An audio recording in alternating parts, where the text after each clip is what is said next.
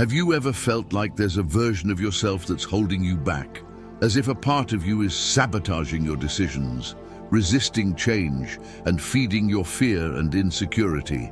That's your weak self, and it needs to die. The problem is that most people cling to this limited identity as if it were their only option. But what if I told you that everything can change, that there's a way to break free from this mental prison and rebuild yourself as an unbeatable, determined person in complete control of your reality? Today, you're going to learn Jacobo Grinberg's idea for killing that weak version of yourself and being reborn with a mindset of power. To reinforce this transformation, write in the comments, "I'm ready to face fear and become unbeatable." This will be your first commitment to your new self. Why do so many people remain trapped in the same routine, facing the same challenges, and repeating the same mistakes?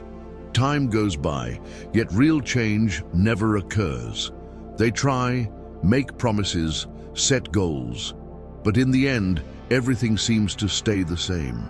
The harsh truth is this: what keeps you stuck isn't external circumstances, but the weak version of yourself that insists on surviving. This weak self is the one who procrastinates, doubts its own worth, and self-sabotages just when growth is on the horizon. It's the sum of all your insecurities, excuses, and limiting beliefs implanted in you over time. And the worst part? This identity has become comfortable. Fear appears whenever we try to leave our comfort zone. It whispers, "What if it doesn't work? What if you fail? What if people judge you?" Yet, what almost no one realizes is that fear isn't a sign to retreat. It's a compass pointing exactly where you need to go. Think about it. Every major change in your life required facing fear. Your first time speaking in public, the first day at a new job, the decision to start something challenging, the fear was there. But if you pushed forward despite it, you soon realized it was just a gateway to something greater. Now, be honest with yourself. How many opportunities have you missed by giving in to fear? Each time you back down, your weak self grows stronger. It becomes more dominant, more comfortable, and harder to destroy.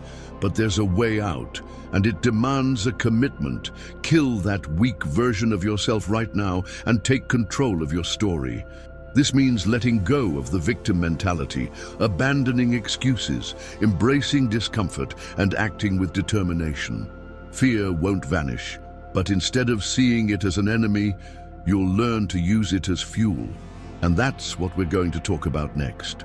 For this transformation to happen, you need to understand how your mind is programmed to self-sabotage, and more importantly, how to reverse that process. If everything you experience is a reflection of your mind, then the real battle isn't out there in the world, it's within you. Jacobo Grinberg dedicated his life to studying the relationship between consciousness and reality, and his research reveals something striking. The version of you that runs your life today is merely a reflection of the mental programming you carry. Grinberg believed that the world around us is a projection of our mental field. In other words, what you believe about yourself is what you become.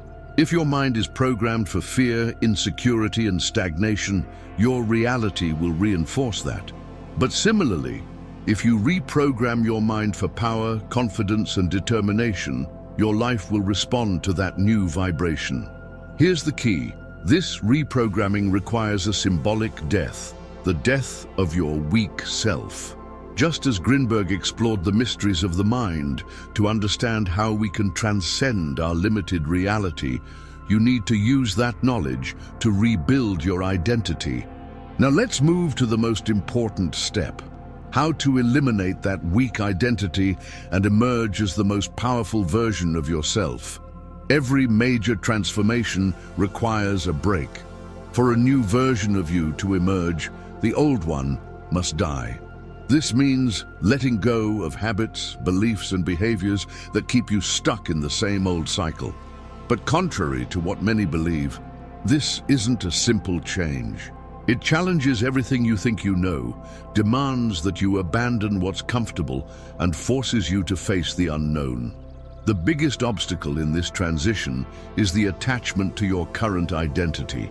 As limiting as it may be, it's familiar, and everything familiar brings a sense of security, even if it's an invisible prison. Your ego has been conditioned to preserve this identity because it represents stability. Even though this stability is sinking you, your mind prefers the known to the unknown. When you decide to change, your mind resists. It whispers doubts, activates insecurities, and makes you question if it's really worth it. This happens because any genuine transformation involves deconstructing who you've been so far, and most people aren't prepared for that collapse. Nature gives us clear examples of this process. Gold must be purified in fire before it shines at its brightest. Diamonds form under extreme pressure. A caterpillar, before becoming a butterfly, completely dissolves inside its cocoon. It sheds its original structure to emerge as something entirely new. This isn't a trivial detail, it's a universal principle. Real change doesn't happen gradually and without pain. It demands a period of chaos where the old identity fragments and the new one isn't yet fully formed. This is the most critical moment, when many give up and return to old patterns. The discomfort during this transition isn't a sign of failure. It's evidence that your old self is dying. This is the moment when everything seems uncertain, when fear intensifies and you feel like you've lost control. But in reality, this is when true transformation occurs. You must resist the temptation to retreat. The only way through is to face it head-on. The more you fight to maintain your old identity, the more suffering you inflict on yourself. Those who accept this process and move forward emerge with a level of strength and clarity they never imagined. But for this change to be real, you must understand the role that fear plays on this journey. It isn't an enemy, but a sign that you're approaching the expansion you've been seeking. Fear always shows up when you're about to cross an invisible barrier between your current self and your stronger version. It doesn't appear by accident. It's a defense mechanism of the mind, a warning that says if you take this path, there are no guarantees. You might fail, be judged, or lose control. But what most people fail to realize is that this fear doesn't indicate real danger. It's merely a reflection of your old identity resisting change. If you look closely at the most significant moments in your life, you'll notice that fear was there before every major leap. It showed up when you faced something new, when you had to expose yourself, when you decided to take a risk. Yet every time you chose to move forward, you discovered that fear was just an illusion. It never truly held power over you. It merely tested how far you were willing to go to become something greater. The problem is that most people interpret fear as a sign to back off. They feel the discomfort and automatically conclude that it's not for them. They challenge themselves to do something new, and at the first hint of uncertainty, they quit. But the truth is, fear only intensifies when you're exactly where you need to be. If there were no growth involved, there would be no resistance. Fear is a thermometer. If it manifests strongly, it means you're on the brink of a significant transformation. Many people spend their entire lives avoiding situations that evoke fear, unknowingly also avoiding growth opportunities. They prefer the safety of the familiar, even if that means living a limited life. But those who understand that fear is a guide use it as fuel.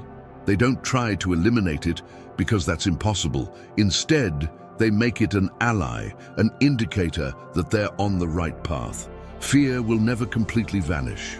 Every time you try something new, it'll be there.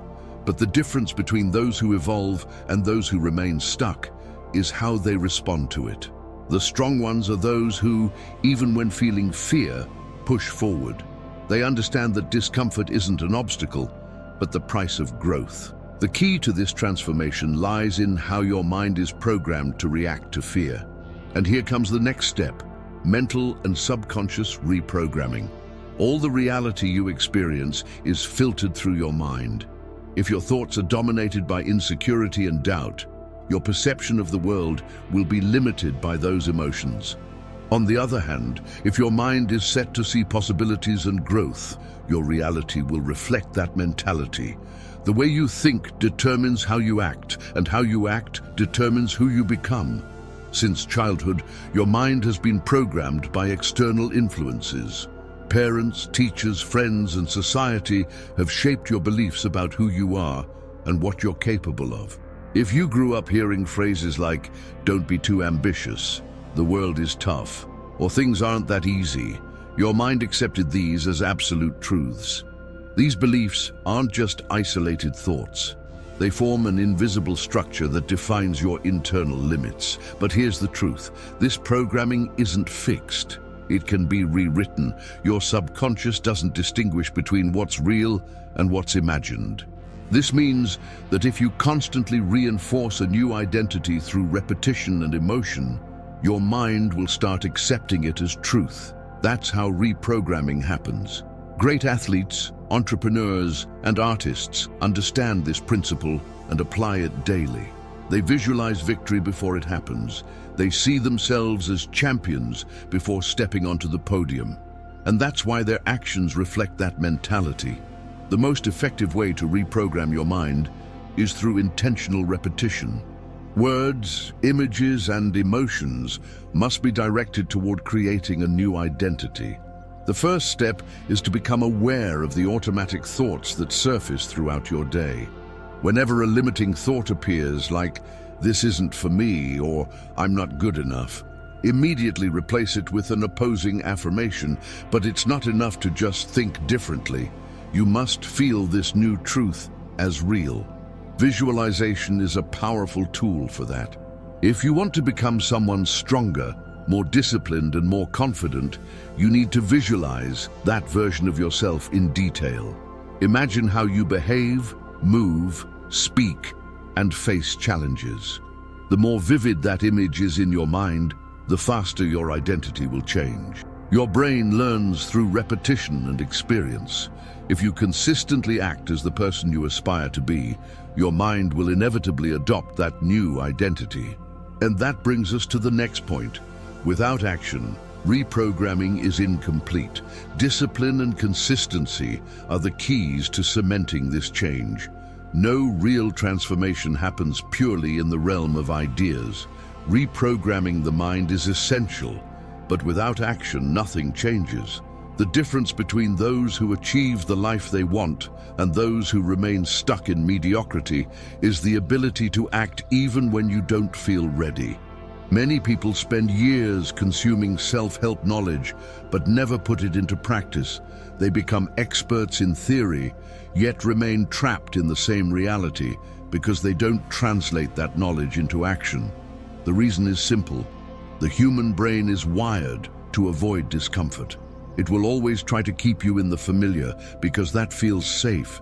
But safety doesn't create growth. Progress requires you to force your mind and body out of autopilot and make deliberate decisions. Every time you act, you reinforce your new identity. If you want to be disciplined, you must behave like someone who is disciplined. If you want to be confident, you must act confidently. The mind doesn't change before action. It's action that forces the mind to change. But acting once isn't enough. This is where discipline becomes crucial. The mistake many people make is waiting for motivation to act. They tell themselves, "I'll start when I feel ready." But that day never comes. Motivation is unstable, but discipline is reliable. The only way to ensure that your new version becomes a reality is to establish a daily pattern of behavior, regardless of how you feel. Building discipline starts with simplicity. Small, repeated actions create massive changes. If you want to develop mental strength, start by imposing small challenges on yourself every day. Do what needs to be done, even when it's uncomfortable. Honor your commitment to yourself. Discipline isn't about having endless energy. It's about training your brain to understand that your decisions aren't controlled by momentary emotions, but by your commitment to growth. Intentional action transforms identity into reality. But to make your new self inevitable, there's one more essential step: the ability to visualize and sustain this new identity mentally until it becomes your absolute truth. Everything you desire to be already exists within you as potential. But to manifest that version, you must first see it clearly. What your mind cannot visualize, it cannot create. If you can't picture yourself as strong, disciplined, and successful, you're unlikely to take the actions necessary to become that person. Visualization isn't just a mental exercise, it's one of the most powerful principles of transformation. Your brain doesn't differentiate between what you vividly imagine and reality. When you visualize in detail and with emotion, your mind accepts that image as fact, reconfiguring your behavior to align with this new identity. If you want to build a new version of yourself, practice visualization daily. Close your eyes and see clearly who you want to be. How does that version of you behave? How do they walk, speak, and react to challenges? What energy do they bring into a room? What are their thoughts upon waking? The more details you add, the stronger the impact on your subconscious. But visualization alone isn't enough. You must feel the emotion of transformation as if it has already happened. It's not about wishing or hoping that one day you'll become that person, but about feeling now, in the present, as if it were already real. If you want confidence, you must feel confident. If you desire discipline, feel proud of being disciplined. When your mind and body repeatedly experience these feelings, your behavior begins to align with this new identity. Visualization is even more powerful when combined with action. If you see yourself as a strong, resilient person, act accordingly in the real world. If you see yourself as disciplined, start making decisions that confirm that image. The more you reinforce this identity with concrete actions, the faster it becomes your reality. The secret to transformation is to keep that vision clear and consistent until it becomes inevitable. You can't let old thought patterns sabotage it. Your new identity must be repeated, felt, and expressed daily until your weak self becomes a distant memory. The journey to kill your weak self and be reborn as someone strong and unbeatable doesn't end here. What really matters now is what you will do with this knowledge. Imagine yourself at a decisive moment in your life. You're faced with a choice: continue being the person you've always been, or finally take control and become who you know you can be. Fear appears, discomfort grows, and your mind starts finding excuses to delay change. But for a moment, silence that voice and decide to move forward. Now think of someone you deeply admire, a public figure, a mentor, or even someone close to you. That person wasn't born ready. They had to face challenges, overcome fears, and resist the urge to give up. What sets them apart isn't talent or luck. It's the choice to act despite uncertainty. The same principle applies to you. Recall a moment when you overcame something you thought was impossible, a situation where, even in doubt, you pushed ahead and proved to yourself that you were stronger than you imagined. That moment wasn't a fluke. It was proof that your strength was always within you. Now ask yourself, a year from now, do you want to look back and see that you stayed the same, trapped by the same excuses? Or do you want to feel proud for having made the decision that changed everything? The power to transform is already in your hands. You just need to act. And now comes the most important part. What will you do from today on to solidify this new version of yourself? Your weak self won't disappear on its own. If you don't make a decision now, in a month, a year, or 10 years, you'll still be stuck with the same fears and insecurities. But if you truly desire transformation, you must act immediately. The first step is simple but powerful. Commit to this change right now. Write in the comments, "I kill my weak self today and take control of my life." This isn't just a symbolic gesture. It's a declaration that you're ready to abandon excuses and move toward your maximum potential. But don't stop there. Concrete action is what makes the difference. Tonight, before you sleep, close your eyes and visualize your new identity. See yourself as strong, disciplined, and determined. Feel that transformation inside you. And tomorrow, make at least one decision that reflects this new version of yourself. Change begins now. If you apply what you've learned here, your reality won't be the same in a few days. Are you ready for this rebirth? Then prove it to yourself. This is the moment. Kill your weak self and embrace the identity of who you were born to be.